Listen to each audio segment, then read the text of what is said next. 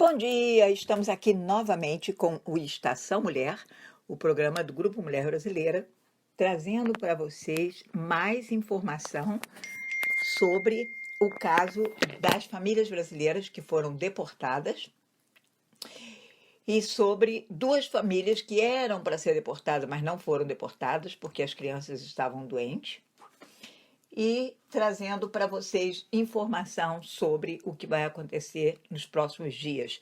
Por exemplo, nós vamos ter no início de dezembro audiência pública para ouvir depoimentos sobre o projeto Comunidades Seguras, de autoria do senador James Eldridge.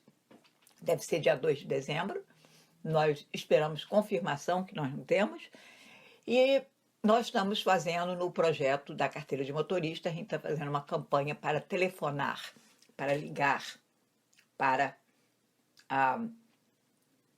os membros da Assembleia Legislativa de Massachusetts, mas também pessoas, eleitores americanos, norte-americanos, eleitores do estado de Massachusetts, para pedir explicar sobre o projeto e pedir o voto.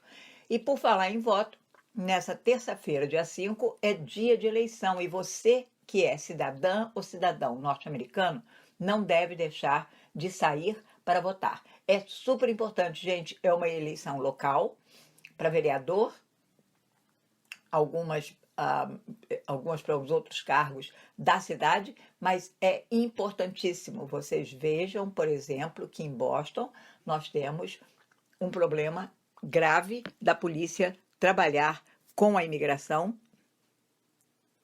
apesar do prefeito passar o tempo todo dizendo, garantindo que os imigrantes não precisam ter medo, que os imigrantes têm que ter confiança na cidade e que a polícia não trabalha com a imigração. Então, o que aconteceu? Aconteceu que nós tivemos um caso que já foi relatado aqui várias vezes, que tivemos uma audiência na Câmara Municipal de Boston, porque foi um caso de um trabalhador que não é brasileiro, que foi, esse trabalhador foi do Equador, tem a mulher e um filho. Ele foi acidentado gravemente no trabalho, né? Ele foi socorrido no hospital, mas o patrão aparentemente não tinha Workers' Compensation, que é o seguro que garante, seguro contra acidente de trabalho, que todo empregador tem que ter. Porque quando a pessoa sofre um acidente, o trabalhador ou a trabalhadora, esse seguro entra para garantir o salário daquela pessoa pelo tempo que essa pessoa não pode trabalhar ou por algum tempo, né? E não é o salário integral, mas dependendo de quanto a pessoa ganha, 40%, 60% do que ela ganha, melhor do que nada. É uma garantia para que você não fique com uma mão na frente e outra atrás, como a gente diz no Brasil. Esse trabalhador foi ludibriado pelo patrão com o auxílio da polícia de Boston. Ele foi chamado pelo patrão para ir no escritório da empresa, porque o patrão disse que daria $500 para ele. Ele, no aperreio, né, no desespero, chegou lá, a polícia de Boston estava lá com a imigração. Bom, isso deu manchete de jornal. Ele ficou preso 15 dias, mas foi tirado e entraram o próprio Departamento do Trabalho está processando esse patrão, porque ele retaliou contra um trabalhador machucado, um trabalhador que teve seus direitos violados. Quer dizer, ele fez dois erros, né? Ele não tinha o seguro que ele era obrigado a ter e ele ainda por cima violou os direitos desse trabalhador, enganou o trabalhador. Mas, além desse fato, tem o fato de que isso foi feito com a ajuda da polícia de Boston. A imigração teve a ajuda da polícia de Boston para pegar esse trabalhador. Bom, nós fomos 2 vezes à prefeitura de Boston, à Câmara Municipal, para prestar depoimento, para denunciar esse fato. E agora, a semana passada, foi divulgado um relatório de 800 páginas mostrando, item por item, o grau de participação da polícia com a imigração. Existe um policial chamado Gallagher, que é aparentemente a única ligação entre a polícia e a imigração. Ele é como o chefão, poderoso chefão. E esse documento, esse relatório de 800 páginas, mostra que ele trabalha bastante próximo da imigração, tem uma relação bem íntima e bem amigável, inclusive cobrindo horas de trabalho de um oficial de imigração que por algum motivo não poderia trabalhar naquela hora, o Gallagher é chamado. Esse Gallagher é o mesmo que estava presente quando o trabalhador do Equador foi preso e é o mesmo que estava presente quando houve uma audiência pública na Câmara Municipal de Boston. Então, esse é um assunto que a gente precisa estar de olho em cima, precisa estar informado, mas vocês precisam prestar atenção que nessa eleição de terça-feira poderá haver uma mudança enorme na Câmara Municipal de Boston. E nós queremos eleger vereadores em Boston que vão apoiar um Trust Act, um ato de confiança que proteja a população de Boston. Não vale só o prefeito falar, o prefeito fala, mas não acontece nada. Tanto que depois que houve a divulgação desse relatório de 800 páginas, o prefeito imediatamente anunciou que esse policial Gallagher estava suspenso das suas funções até que fosse concluída uma investigação sobre essa ligação da polícia de Boston com a imigração, que ele tem negado sistematicamente. Então, gente, dia 5, as urnas estão abertas de 7 da manhã às 8 da noite. Se você tiver alguma pergunta, liga para o Grupo Mulher Brasileira ou manda um WhatsApp. E o número é o mesmo, 617-202-5775. Mas não liga pelo WhatsApp, liga do seu telefone para este número de telefone ou manda uma mensagem de texto ou de áudio. Hoje, no Estação Mulher, nós temos duas entrevistas importantíssimas. Nós temos uma entrevista com uma das mães que estava presa em El Paso, uma das 20 famílias que estava presa, era uma mãe com uma criança de menos de 2 anos, e foi colocada no avião a sua revelia, não sabia que estava indo para o Brasil, que estava sendo deportada. Ela conta essa história impressionante, né, de injustiça, de maltrato, de relego, de indignidade. Ouçam essa entrevista, essa mãe mora em Minas Gerais. E vamos também falar de violência doméstica. O mês de outubro é o mês da prevenção, da conscientização sobre a violência doméstica. Nós fizemos um Face Live com o Conselho de Cidadãos de Boston, que foi transmitido há uma semana atrás e que está na nossa página. E nós vamos passar alguns trechos deste depoimento, que estavam várias pessoas. A Lídia Souza, lá do NEC, estava a Elisa Garibaldi, que é do Conselho de Cidadãos e trabalha no Cambridge Health Alliance. Eu estava, Heloísa, do Grupo Mulher Brasileira. Estava a Fânia, que trabalha com violência doméstica para a MAPS. E estava a Lívia Calisto, que é sobrevivente de violência doméstica. E estava uma outra assistente social que está aqui em Boston e que dá um depoimento dela. Ela tem bastante experiência na área no Brasil e está adquirindo aqui também. Então, nós vamos ouvir a entrevista da brasileira que foi deportada e depois voltamos para introduzir a entrevista das mulheres. Das mulheres sobre violência doméstica. Não perca. Fique conosco e ouça a entrevista da brasileira, mãe brasileira que foi deportada. Só que nisso, a gente tinha assinado as folhas da corte. Só que eles, praticamente eles desviaram, entendeu? Porque a gente estava indo para o abrigo e no meio do caminho eles foram e a Polícia Federal foi e desviou a gente, mandou a gente para o aeroporto. A gente não estava entendendo nada. Vocês portanto, não foram informados que vocês estavam indo para o aeroporto. Disseram que vocês iam para um abrigo. Isso, não foram. Aí, portanto, quando a gente estava saindo das tendas lá, eles falaram assim, o segurança mandou passar um rádio, falou assim, tá indo 30, não sei quantas pessoas, eu não lembro. Tá indo tal pessoas pro abrigo, né? Tava informando. A gente ficou toda alegre, a gente, né, agradeceu a Deus e tal. Só que no meio do caminho, a gente ficou assim, por que será que eles estão mandando a gente pro aeroporto? Será que a gente vai pro abrigo de avião? A gente ficou se perguntando. Na hora que a gente viu aqueles monte federal pegando a gente, né, como se fosse um lixo, colocando dentro do avião, a gente ficou surpreendido, nós entrou em desespero. Portanto, dentro do avião, ele não tinha, a alimentação era péssima também. Eles comiam pizza, comida, perto das crianças, perto da gente, e não davam, entendeu? E no abrigo, e lá nas tendas foi a mesma coisa. Lá eles davam comida azeda, né?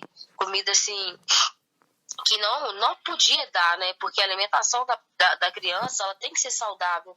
Dava só besteira, chips, né? Salgadinhas, essas coisas assim, que criança gosta. Mas se a pessoa comer demais, pode até dar uma infecção, né, no intestino. Então, a alimentação de lá era péssima, sendo que tinha um supervisor também que tratava a gente como lixo. Portanto, eu fui muito humilhada naquele lugar por ele, entendeu? Então, tipo assim, se eu for pra... Eu pedi a Deus, né, que se fosse pra mim ficar naquelas condições, que ele podia fazer o que ele quisesse, né? Mesmo que eu fosse pra frente e pra trás, que ele fizesse o que ele quisesse. Joyce, Então, ali... desculpe, deixa eu interromper você só por um momento, porque eu queria que você contasse o início, por que que você veio? O seu marido me disse que veio há 4 meses e veio com o outro filho de vocês que tem 4 anos, certo? Certo. Então, como vocês fizeram, por que que vocês fizeram a decisão de vir? Por que que vocês fizeram a decisão de vir separados? Olha, por esse motivo mesmo, porque ele estava falando assim, que ele estava separando o marido da esposa, estava separando os filhos e tal. Eles falaram que ainda estava passando família, esposa e marido, entendeu? Por isso que a gente tomou Quem essa que decisão. disse isso para você? Foi o Coyote ou as pessoas que já tinham vindo? As pessoas que estavam indo, falou. Tá. Que só Aí não a gente passava tomou essa marido e decisão. mulher juntos. Isso, não estava passando. Hum. Que se eu viesse, mas se eu fosse sozinha com a minha menina, eu teria grandes chances, muito mais do que de passar, do que eu ia com ele. E pelo fato da gente também não ser casados no papel, corria muito risco sobre isso. E ele foi, né, passou, então eu achei que não teria nada disso, eu poderia passar tranquila. Só que quando eu cheguei lá, me trataram super bem na recepção, né? Fizeram a triagem e tal. Me levaram pra tenda. Da tenda, eles me levaram pra uma sala gelada e não tinha colchão, não tinha nada. O banheiro era dentro da sala, assim, a gente usava, todo mundo olhava, todo mundo via que a gente tava usando, né? Era tipo assim, era no Não meio da tinha sala. porta? Não tinha nada. Você ia fazer xixi, as pessoas estavam olhando você fazer xixi? Isso. Eu olhava. As pessoas que estavam dentro da sala olhavam tudo. Então, tipo assim, aí depois eu fiquei, eu acho que 2 dias lá, né? E durante esses 2 dias me chamaram para fazer uma entrevista, né? Eu falei realmente o motivo por que eu tava querendo entrar no país. Qual foi o motivo que você falou, Joyce?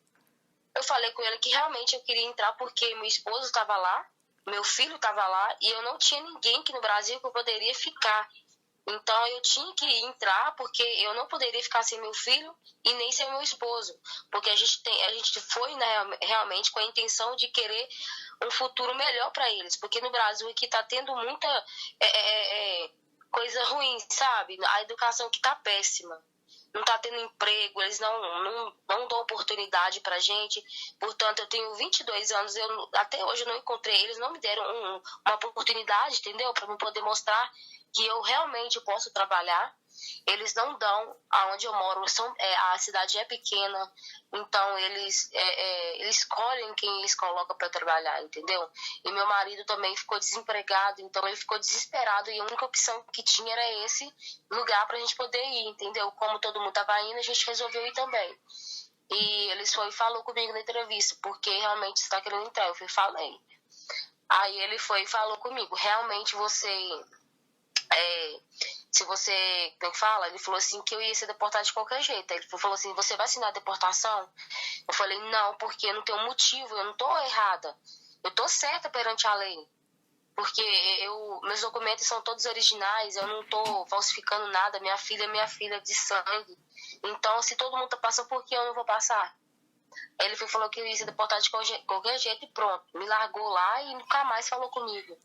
Aí, nos últimos dias, né, um dia antes de ser deportado, me mandou assinar uns papéis. E nisso, os papéis que estavam escritos era sobre a corte. E eu perguntei ao oficial por que eu estava assinando aquilo, o que era aquilo. Ele falou comigo que não era para me preocupar, que eram os papéis da corte, que não estaria indo para o abrigo. E todas as pessoas que estavam comigo, que estavam na lista de deportação, assinaram esses papéis. Né? Realmente a gente teve um intérprete falando que era os papéis da corte. Esse intérprete era brasileiro? Ele é brasileiro. Você sabe o nome dessa pessoa? Não, eu não sei o nome dele. Ele não informa o nome dele. Mas então eles mentiram para vocês, porque na realidade vocês assinaram a deportação. Você tem cópia desse documento que você assinou? Não tenho, porque lá eles não deixavam a gente usar o telefone, não deixavam a gente fazer nada, entendeu? Sim, mas eles não deram uma cópia daquilo que você assinou? Não, não deram. E isso foi que dia que você assinou? Você lembra? A gente assinou na quinta, porque na sexta a gente foi deportado, então foi na quinta de dia. E aí, aí vocês assinaram os documentos pensando que iam para um abrigo.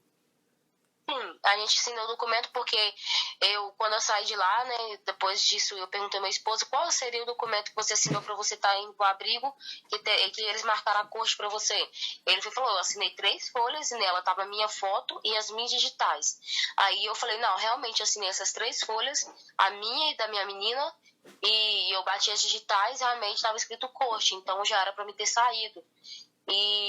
E foi, a gente falaram que a gente ia pro abrigo de madrugada, né? Que a gente saía de manhã, porque era muita gente, não era só nós que iria pro abrigo. Então, eles mandaram a gente sair de manhã. E você conhecia alguma das famílias com quem você ficou? Não conhecia, mas eu fiz amizade. Eu não conhecia. Tá. E aí, essas pessoas, como era antes... Bom, termina a tua história, depois a gente fala outra coisa. Conta, e aí vocês amanheceram a sexta-feira, o que aconteceu? Aí a gente, tava indo tudo alegre, né, porque eles falaram que a gente tava indo pro abrigo, avisou, né, os policiais lá estavam falando que a gente tava indo pro abrigo. A gente ficou alegre, agradeceu tanto a Deus, porque, né, depois de 27 dias a gente tava entrando, né. Só que aí a gente foi. Só que a gente achou estranho, porque... A gente era para ter entrado num lugar e entrou em outro. E quando a gente entrou dentro do aeroporto, que é atrás, né, onde que sai, né, diretamente os voos, as Polícia Federal já juntou tudo em cima do carro, já parou uns em frente, uns atrás e uns dos lados. E pegaram nossas pastas, começaram a ler, tiraram os monte de folha dentro da pasta, tipo umas folhas de comprovação que a gente estava entrando, essa folha que você falou que a gente teria ter pegado. Eles pegaram, pegou e rasgou.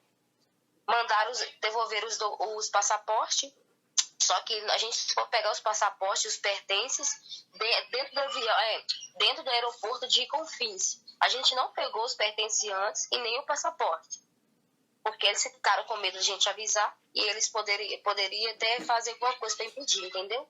Por isso que eles não deram. E nisso a gente arrumou em desespero, que a gente enquanto a gente estava dentro do avião, a gente falou assim... Joyce, só um minutinho. Que pertences eram esses? Meus pertences, na verdade, era o cartão de vacina da minha menina, a minha aliança, né? Era um dinheiro brasileiro que eu tinha levado e eu não tinha gastado tudo. E 20 pesos e meu celular. E era meus dólares também, só que meus dólares sumiu. Eles não deram, pegaram meus dólares e não devolveram. E os meus pertences era isso. Só que tinha pessoas que tinham certidão de nascimento, né? As coisas mais íntimas, Bíblia, essas coisas assim. E eu não, eu só tinha esses pertences mesmo. E o passaporte. E você, quando foi, você levou roupa? Eu levei, eu ia te falar isso agora. Eu levei poucas roupas, na verdade, mas...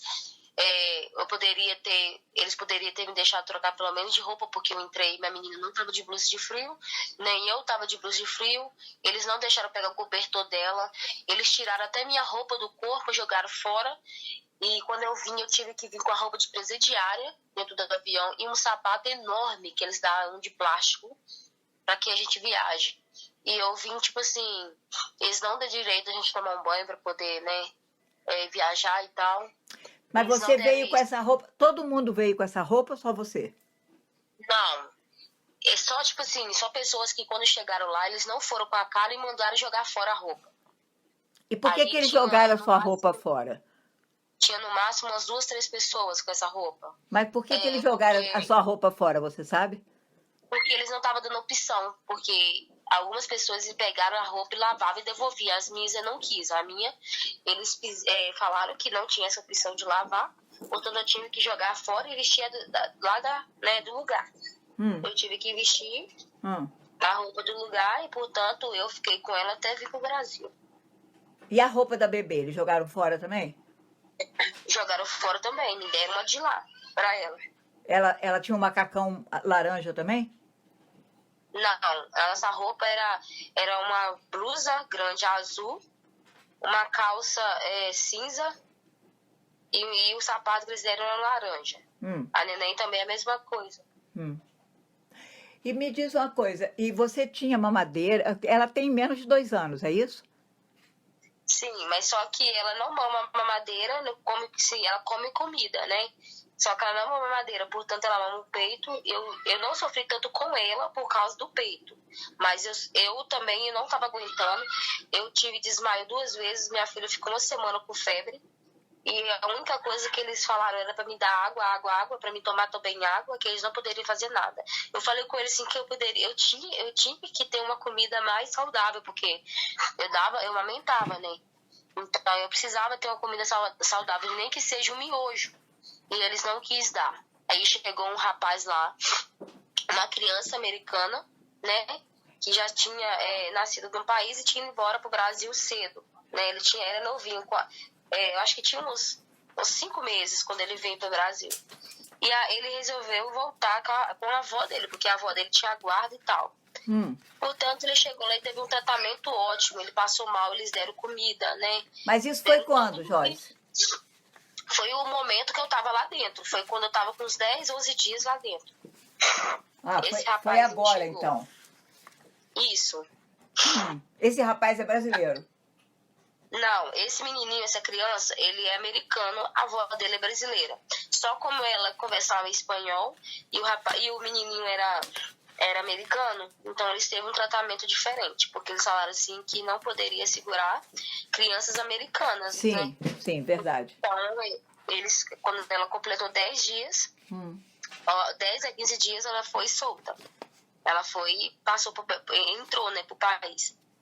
E eu via muita gente saindo depois que eu cheguei, via muita gente entrando e eu ficando. Só que aí depois eles resolveram juntar as tendas todas de pessoas que ficaram e deram no máximo 20 famílias. Nessas 20 famílias eles fizeram uma lista e nessa lista era a lista de deportação. Tá bom, a gente ficou desesperado. Só que a gente conversou com o delegado lá dentro e ele falou que era pra gente ficar despreocupados, que a gente não ia ser deportado. Porque as nossas pastas tinham passado na mão dele, ele tinha assinado porque a gente ia entrar pro país. Quem que disse isso? Sim, o delegado disse. Ah, o delegado. Sim.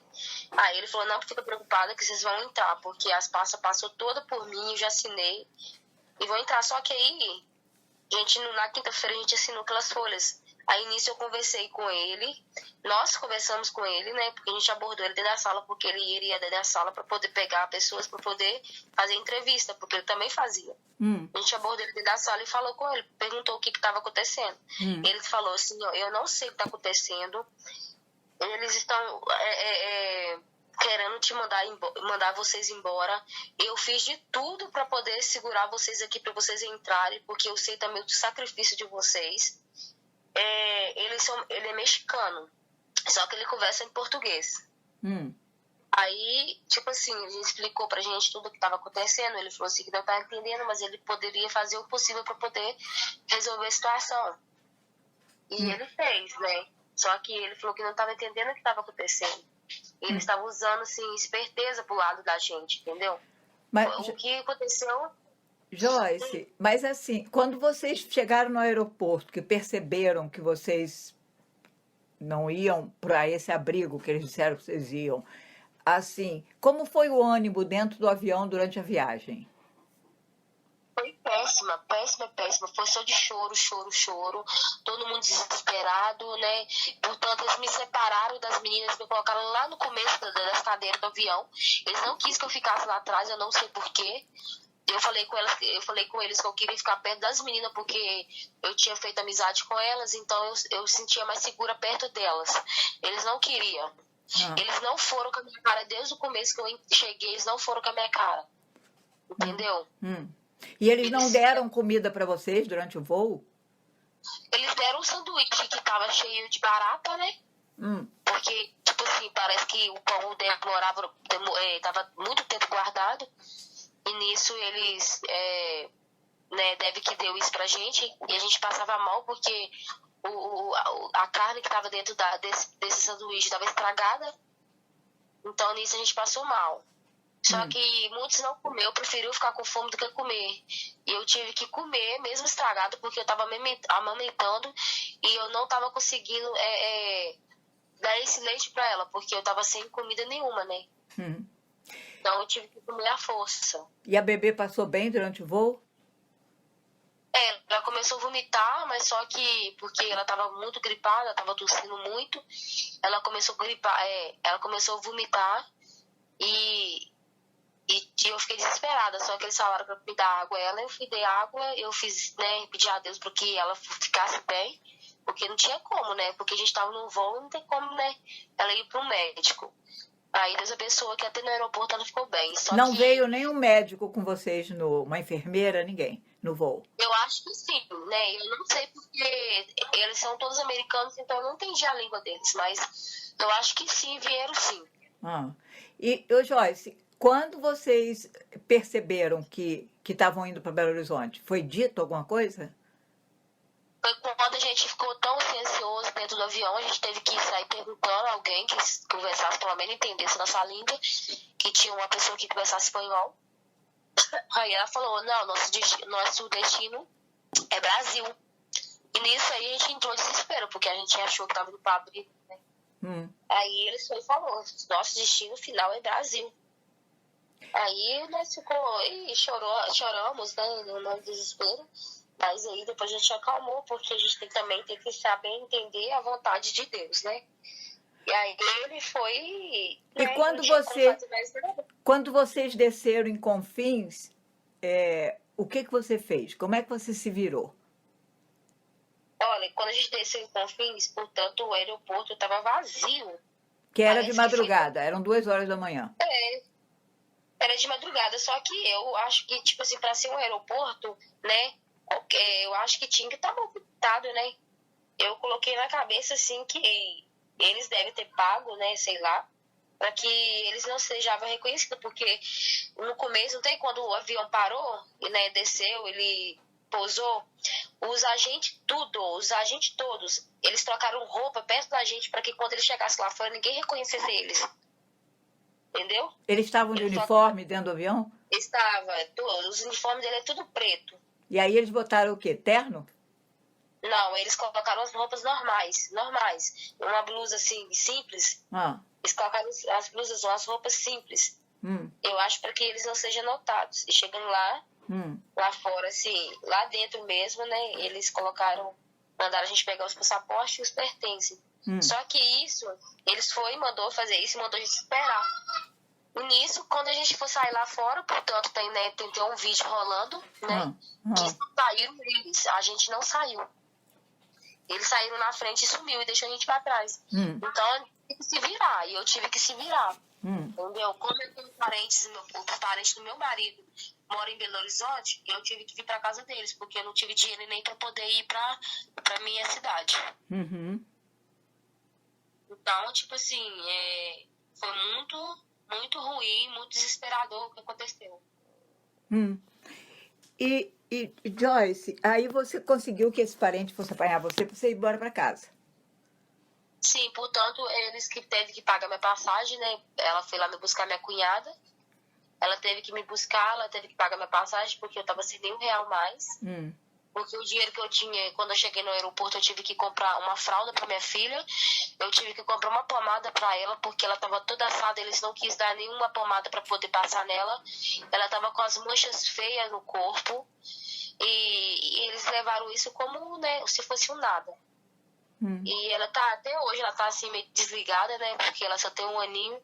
Ela tá meio paradinha, assim, ela não tá querendo, né, brincar, essas coisas, porque ela ficou muito presa e os policiais tratavam ela muito mal, porque ela não podia nem brincar lá dentro, porque ela podia levantar do colchão, porque eles mandavam ela deitar e sentar.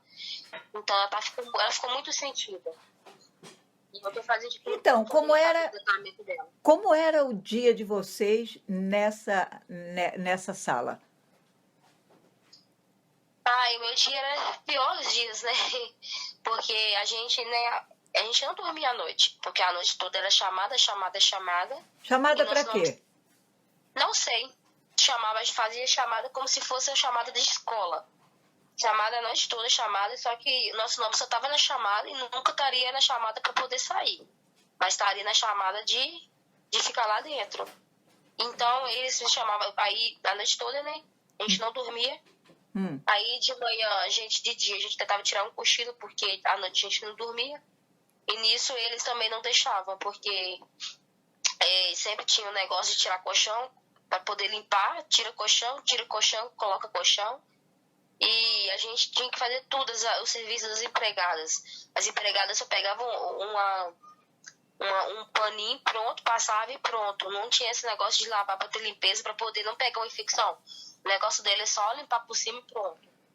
Então, nisso aí, elas tinham o trabalho só de passar esse pano por cima e mais nada, porque o resto a gente fazia tudo. E a comida? Como era a comida, Joyce? O que vocês comiam? Olha, eles davam esse burrito, né? Esse burrito e um salgadinho, que é o chips. E esse burrito, na maioria das vezes, ele tava vindo ou azedo, ou com cabelo, ou com outras coisas assim de inseto, sabe? Sim. A gente reclamava e eles não estavam nem aí, falavam que a gente tinha que comer. Era a única coisa que... E à tarde eles davam esse pão também, que eu te falei que estava estragado. E a mesma coisa, salgadinho. E as crianças, a única coisa que as crianças comiam era esse tal de salgadinho, porque a criança gosta, né? Mas só que a minha menina não comia porque ela não gosta, então ela mamava só o peito. Só que nisso ela começou a passar mal porque não tinha, né, comida de sal no estômago dela. Então, ela é acostumada a comer. Então, não tinha isso, então por isso ela começou a passar mal. E é isso. E vocês não podiam levantar do colchão? Não. Se levantar, ele mandava a gente sentar ou deitar. Portanto, a gente estava até passando mal com dor nas pernas, porque a gente não movimentava, ficava só com as pernas dobradas, né? Aí dava mal circulação. A gente sentia muita dor. E então você passou quantos dias assim? Assim, lá dentro? Sim. Eu fiquei há 27 dias. 27 dias. Nossa. Sim. Você viu crianças doentes? Sim, muitas. E os mesmos sintomas. Passando mal, vomitando, dando febre, diarreia. E eles levavam para o médico? Eles levavam, né, para o suposto médico que tinha lá. Só que chegando lá, eles falavam assim que era para dar só água. E soro, mais nada. Não internava a criança, não? Não internava. Só internava se fosse entre a vida e a morte. Eles aí caçavam o hospital. Eles só internaram uma moça lá porque ela deu crise de epilepsia. Aí eles foram obrigados porque eles deram remédio para a menina errado. Era para ter dado a menina 8 horas da manhã e 8 horas da noite. Eles deram 8 horas da manhã e 4 horas da tarde. A menina, né, entrou em negócio lá, não esqueci teu nome. Convulsão. Aí ela deu a crise. Isso. Aí a menina começou a dar a crise, ela quase morreu. E ela tinha criança? Ela tava, a esposa, tipo assim, a criança que deu, né? A criança deu convulsão. A mãe dela tava grávida de acho que uns 5 meses e ela tinha acho que uns 8 anos, a menina. E essa família veio no avião?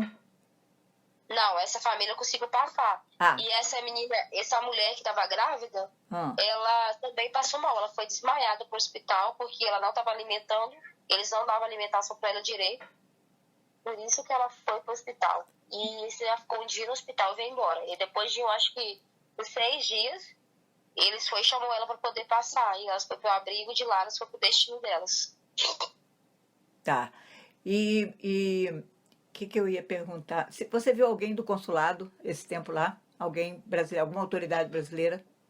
Olha, na semana que a gente não sabia, né, que ia ser deportado, na semana.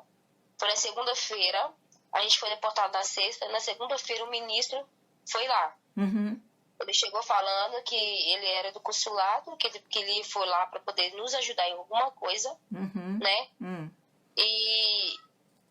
E pediu o número das nossas famílias. Ele falou assim que para eles acionarem um advogado para que eles poderiam estar ajudando a gente. Aí a gente ficou mais despreocupado, né? Aí na quinta-feira a gente assinou os papéis, a gente achou que ele poderia ter feito alguma coisa, né? A gente ficou feliz. E na sexta-feira a gente estava indo, né, saindo do ônibus, achando que ia para o abrigo, mas realmente a gente foi para o aeroporto. Só que aí 2 famílias foi tirada antes disso. Aí nós achando que seria esse ministro, ele estava trabalhando para poder tirar a gente, né? Sim. Essas 2 famílias chegaram e ia até o abrigo, só que eles mandaram eles de volta. E tinha uma família que era uma mulher e os 2 filhos dela. Sei. Ela foi sequestrada, ela foi para um lugar. Ela foi para um lugar que realmente só tinha ela dentro do quarto. Ela só tinha ela dentro do quarto. Nesse quarto só tinha 5 mulheres, né, vigiando ela. Eles deixaram ela num quarto todo preso, todo fechado. Isso nos Estados Unidos ou no México? Isso lá não, isso nos Estados Unidos, né? Quando a gente tava lá ainda na tenda, eles tiraram ela de lá e levaram ela pro hotel onde que só tinha lugar fechado. E ela foi um desespero, porque eles separaram ela dos filhos dela, né? Os filhos dela saíram com outras pessoas e ela ficou presa, essas mulheres vigiando. Só que as mulheres falaram pra ela assim, que elas faziam parte de uma máfia de droga, que eles iam levar a gente pro aeroporto e a gente ia pegar o voo, e nisso eles explodiram o avião porque iam matar todos nós. E ela ficou desesperada. Ela falou assim que queria sair de qualquer jeito daquele lugar, porque ela não sabia onde estavam as filhas dela. Então ela queria sair de qualquer jeito. Disseram assim que eles falaram mesmo, realmente eles são de uma máfia e eles desviaram a gente para poder fazer essa sacanagem, porque nós não ia entrar de qualquer jeito no país deles, não. E o outro era um homem com um menino. Ele chegou e ia até o abrigo, compraram roupa pra ele, prometeram ele que ele ia passar, só que no final eles pegaram ele em van e levaram pro aeroporto também. Só que nisso ele não sofreu nenhum arranhão, nem as meninas lá também não, só que ela ficou mantida em cárcere privado 2 dias. Pela polícia da patrulha ou pelos sequestradores? Eles falaram assim que eles eram de uma máfia da Federal. Sei. Era da Federal. E era da Federal, eles eram uma máfia que, né, mexia com droga. Eles eram uma máfia que passava droga, crack e maconha. Então eles iam fazer isso porque isso era o serviço deles. Eles iam colocar a gente dentro do avião e iam explodir o avião para que matasse todos nós. Joyce, você está em contato, depois que você chegou, você ficou em contato com alguma das famílias que você fez amizade? Sim, eu tenho contato de todas elas. Portanto, a gente fez até um grupo, né? Que está escrito Caitai. Então, ali a gente conversa diariamente sobre, né, o que aconteceu. Tá. Se você puder passar o número da gente, passar meu número, meu nome, perguntar se alguém quer falar comigo, eu agradeço. Não, eu passo assim, eu falo com eles no grupo. Porque passo, assim. Eles podem ligar para esse número que eu liguei para você, para esse WhatsApp, porque é importante que vocês contem essas histórias, porque é um absurdo. As pessoas precisam saber o que vocês passaram. A gente precisa denunciar como vocês foram tratadas. Sim, eu falo com ele, sim. Obrigada, Joyce. Eu agradeço muito. Tem mais alguma coisa que você queira falar? Não só isso, a única coisa que eu vou falar, que eu tenho para falar, que o que fizeram com a gente foi injusto, porque muitos passaram depois de nós, né? E a gente foi os únicos escolhidos para poder voltar. Eu acho que isso foi uma injustiça. A gente voltou sem defesa nenhuma, a gente não teve nem direito a uma ligação para a família, nem um direito para poder pedir um advogado, né? Então eu acho que, tipo assim, foi muito injusto eles deixarem uns passar e outros não. Certo. É isso. Verdade. Joyce, muito obrigada, viu? Eu desejo o melhor para você, que a sua neném recupere e você também. E aqui a gente fica às ordens. Se a gente puder ajudar, a gente ajuda, tá? Ok, eu que agradeço, viu? Um abraço. Outro, beijo, Tchau. tchau. Tchau. Então, vocês ouviram esse depoimento impressionante dessa mãe, né? O que ela passou lá no acampamento. E eu quero dizer para vocês o seguinte, que o destino, né? Deus traça o nosso destino sem a gente entender muito às vezes o que aconteceu. Mas o que aconteceu? Eram 20 famílias que estavam nesse mesmo local. Esse local é só para famílias. 9 crianças com menos de 4 anos. 28 crianças no total. 57 pessoas, adultos e crianças. Foram ludibriados, foram ditos que iam para um abrigo, foram colocados num ônibus e foram colocados dentro do avião. Bom, na véspera, 3 crianças ficaram doentes, de 2 famílias. 2 meninas que são gêmeas e uma outra menina de uma outra família. Todas pequenininhas com menos de 2 anos. As gêmeas só têm 1 ano. O que aconteceu? Aconteceu que tiraram essas famílias e levaram para outro local. Provavelmente as crianças foram, nós não temos informação, mas provavelmente as crianças foram levadas para uma clínica de saúde, foram examinadas por um médico, mas essas famílias não viajaram, essas famílias não chegaram. E aí, quando as famílias delas, os familiares deles, viram a notícia no sábado de manhã, que essas famílias tinham sido deportadas, porque nós tínhamos contactado algumas famílias, nós tínhamos contatos, alguns familiares das famílias, não as famílias que estavam presas, mas familiares das famílias que estavam presas, nós tínhamos contactado e tínhamos dito isso na sexta-feira, antes de sabermos que o avião ia levar, né, que seriam todas deportadas. Nós tínhamos ligado para elas dizendo que nós estávamos tentando fazer alguma coisa para ver se liberava todas essas famílias. E, de repente, elas ouvem no jornal que essas famílias foram deportadas. Bom, e cadê essas 2 famílias que não chegaram? Os parentes ficaram nervosos, o que aconteceu? E nos contactaram logo cedo, na segunda-feira. Então, nós descobrimos que as 2 famílias não tinham sido colocadas no avião com as outras porque as crianças estavam doentes e eles não deixaram viajar com as crianças doentes. Bom, isso foi na segunda-feira cedo que a gente descobriu. Passamos a segunda, a terça procurando, em contato, pedimos informação ao consulado, o consulado pediu informação à imigração, nada, a gente não ligamos para todos os hospitais, nada.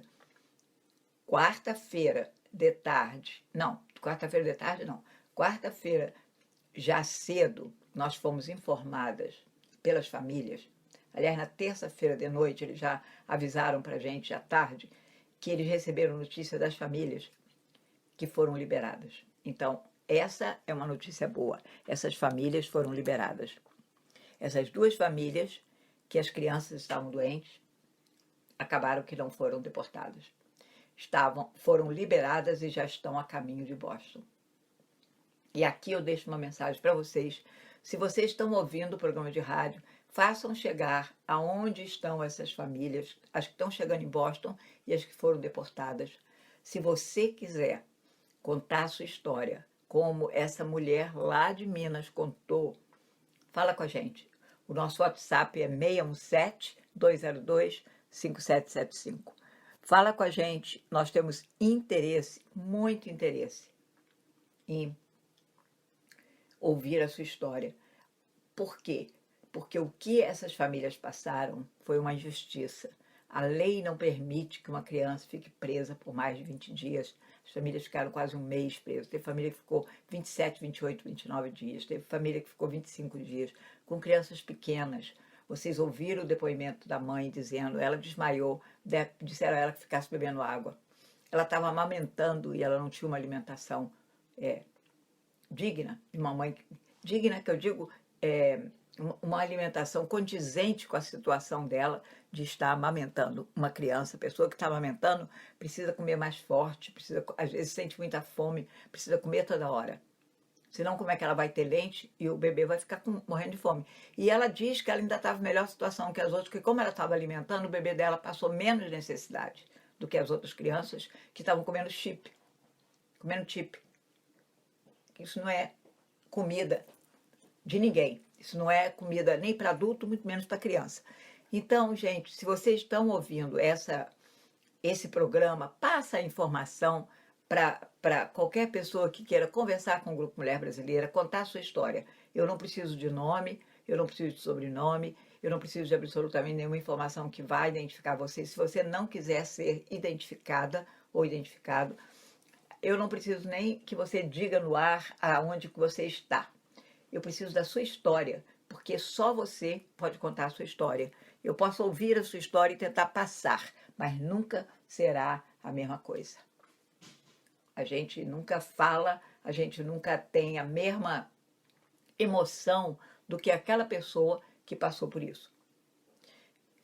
Então, repetindo agora, gente, porque eu vou entrar na matéria, na entrevista, no Face Live sobre violência doméstica, mas eu queria, primeiro, lembrar vocês que esta terça, dia 5, as urnas estão abertas em todo o estado de Massachusetts, de 7 da manhã às 8 da noite. Você que está registrada para votar ou registrado para votar no estado de Massachusetts, por favor, compareça à urna. Se você tiver dúvida onde você vota, se você tiver dúvida sobre candidatos, onde achar o nome dos seus candidatos, como saber onde vota, fala com o Grupo Mulher Brasileira.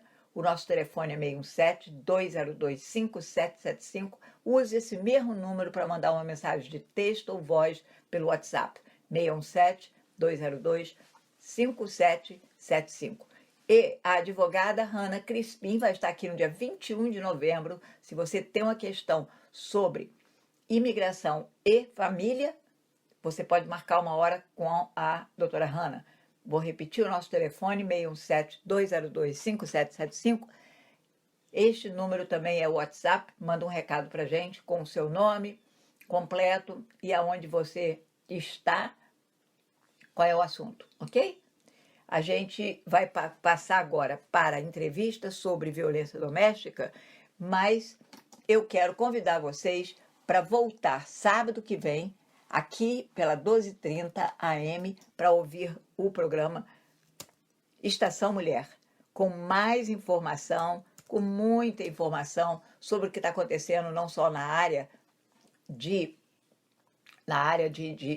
imigração, mas na área de direitos humanos, na área de direitos trabalhistas, na área de saúde, na área de educação. Nós vamos ter aqui, dia 14 de novembro, as escolas públicas de Boston, 2 funcionárias aqui matriculando crianças para as escolas de Boston, se você mora em Boston. Então, dia 14 de novembro, de 10 às 6 da tarde, 10 da manhã às 6 da tarde. Não perca.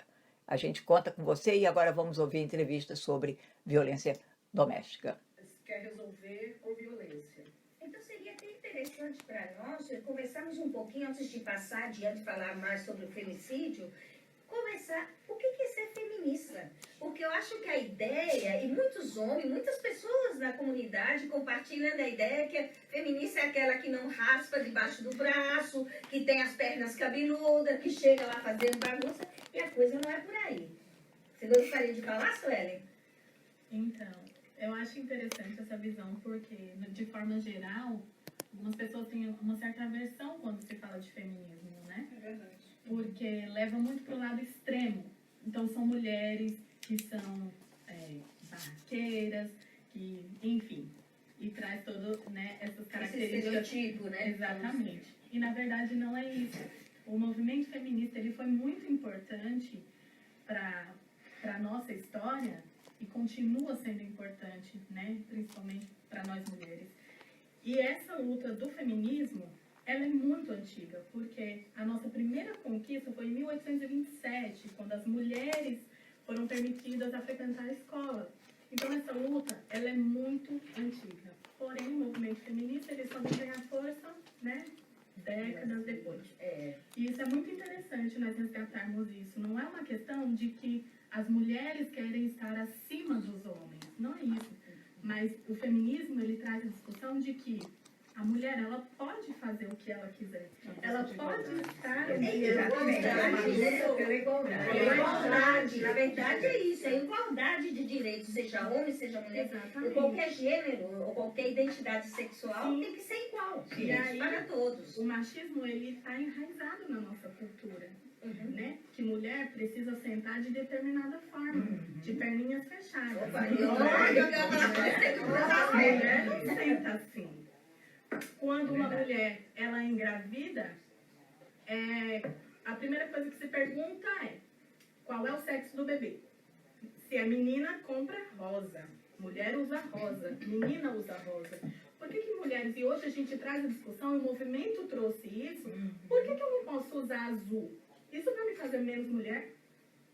Eu adoro meu homem de rosa, senão ele fica muito bonito de rosa. O meu marido também fica muito bonito de rosa. Então eu acho que o principal motivo e assim, a principal função dos movimentos feministas foi provocar essa discussão, foi trazer esse incômodo para as pessoas de que a vida não é essa regra que nos foi colocada e imposta desde que, né, nós nascemos. E você, Lívia, você que anda na comunidade, que você é, que vamos dizer, a ponte entre a comunidade e os serviços de saúde e outros serviços na comunidade, estou até perdendo a voz aqui, tá vendo? Tão emocionada que estou. O que você acha, né? Falar de um assunto assim, né, importante. O que é? O que você acha? O que você gostaria de acrescentar? Eu acho extremamente importante a abordagem desse tema, não só do feminismo, que é muito importante, eu acredito que é muito importante as pessoas saberem que o movimento feminista é um movimento que busca a igualdade e coloca em visibilidade nós mulheres, que algumas de nós que talvez vivemos num padrão socialmente definido como uma situação disfuncional pelo fato de você ser a mulher e a provedora e não ter a figura masculina presente em você em determinados momentos. Então, eu acho que é importante o assunto ser abordado, não só o feminismo em si, mas também o fato do feminicídio sim existir e as pessoas terem consciência de que é real. Eu ando na comunidade e trabalho com pessoas diariamente que vêm sofrendo abusos e violências domésticas que muitas vezes eles não têm nem noção de que estão vivendo violências domésticas por uma série de questões que vão desde manipulação o isolamento e uma série de outros fatores que talvez a Fânia possa explicar com mais detalhes. Mas eu me deparo muito com essa necessidade da nossa comunidade ter noção e ter conhecimento do que é o machismo, do que é o feminismo e que o feminicídio sim existe, mas que é possível uma mudança e que existem órgãos e nós estamos aqui para dar suporte para a nossa comunidade e que para as pessoas não precisarem ter medo. E eu acho que o assunto tópico é de extrema importância para a nossa comunidade. E a Lídia, que está aí, está louca para falar alguma coisa. Lídia, você como dirigente aqui do NEC, você vê pessoas todos os dias, com diferentes casos, com diferentes necessidades.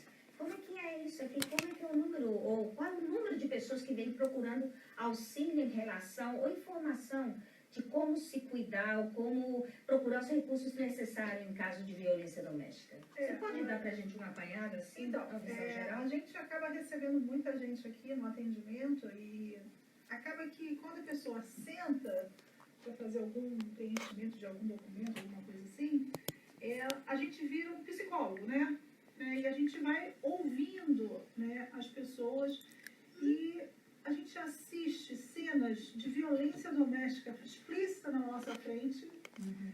A gente assiste de controle, de olhar, só na direção do olhar fazer com que a pessoa cale a boca na mesma hora.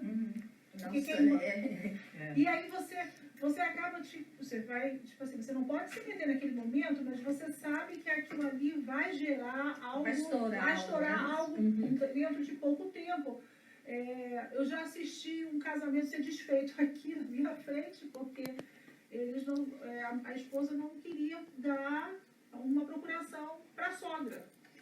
E ele ficou irritadíssimo. E naquele momento ele tirou o que é o símbolo do casamento, que é a aliança, e jogou na cara dela e falou, acabou aqui. Até hoje eu guardo a aliança. O casamento valia tanto que acabou mais. Uma procuração. Uma procuração. Mas aí a gente vê que existe esse controle financeiro, ele é muito alto na nossa comunidade. E a gente sabe que quando a mulher imigra, né, que a mulher chega aqui, ela vai ganhar muito mais.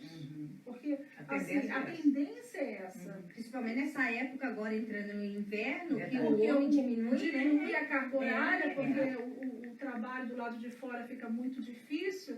Então quem vai tomar as rédeas daquela casa financeiramente vai ser a mulher. Porque as casas continuam. E é um momento de maior Os feriados, as festas, ele limpar, né? E deixar arrumadinha. E aí o que acontece? Enquanto no Brasil a mulher é altamente dependente do marido, de repente chega aqui, ela vai se tornar altamente independente. Ela vai estar tendo o carro dela porque ela vai ter que dirigir.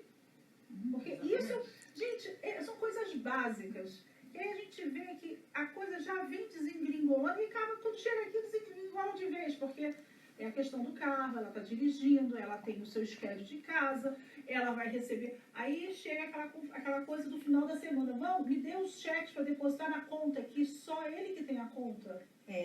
E temos outras coisas mais que eu tenho certeza que a Vânia vai falar, né? E o que eu também assisto muito é, eu vou embora. Aí a pessoa mora aqui há 7, 8, 10 anos, mas eu não tenho nada no meu nome que comprove que eu possa ir embora. Como é que você vive num país, você não tem uma conta no seu nome? Não tem nenhum documento. Você não tem uma conta, eu falei, o que você fez com o seu dinheiro? Eu entregava tudo pro meu namorado, eu entregava tudo pro meu ex-marido, e agora eu quero ir embora. Aquela manipulação, né? A manipulação que A pessoa só acontece percebe quando já está depois desgringolado.